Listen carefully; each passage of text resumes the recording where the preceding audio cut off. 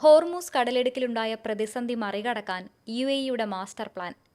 ദമാമിനെയും ഷാർജയെയും ബന്ധിപ്പിച്ച പുതിയ ട്രേഡ് റൂട്ടാണ് പരിഗണനയിൽ. സൗദി അറേബ്യ, UAE എന്നീ രാഷ്ട്രങ്ങളുടെ നേതൃത്വത്തിലാണ് നടപടികൾ പുരോഗമിക്കുന്നത്. ഈ ട്രേഡ് ബ്രിഡ്ജ് മേഖലയിലെ വ്യാപാര ശൃംഖലയ്ക്ക് കരുത്തുപകരും. കടൽമാർഗവും കരമാർഗവും സംയോജിപ്പിച്ചാണ് ഈ പുതിയ ചരക്കുനീക്ക ഇടനാഴി സജ്ജമാക്കിയിട്ടുള്ളത്. ഖോർഫക്കാൻ തുറമുഖം വഴിയുള്ള കടൽമാർഗം നീങ്ങുന്ന ചരക്കുകൾ തുടർന്ന് ദമാമിലേക്ക് കരമാർഗം എത്തിച്ചേരുന്ന വിധത്തിലാണ് പദ്ധതി.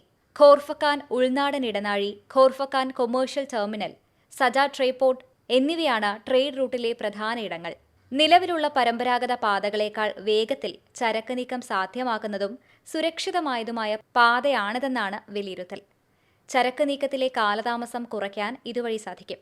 സൗദി തുറമുഖ അതോറിറ്റിയായ മവാനിയും ഷാർജ ലോജിസ്റ്റിക് കമ്പനിയായ ഗൾഫ് ടെയ്നറും ഒന്നിച്ചാണ് പദ്ധതി നടപ്പാക്കുന്നത്.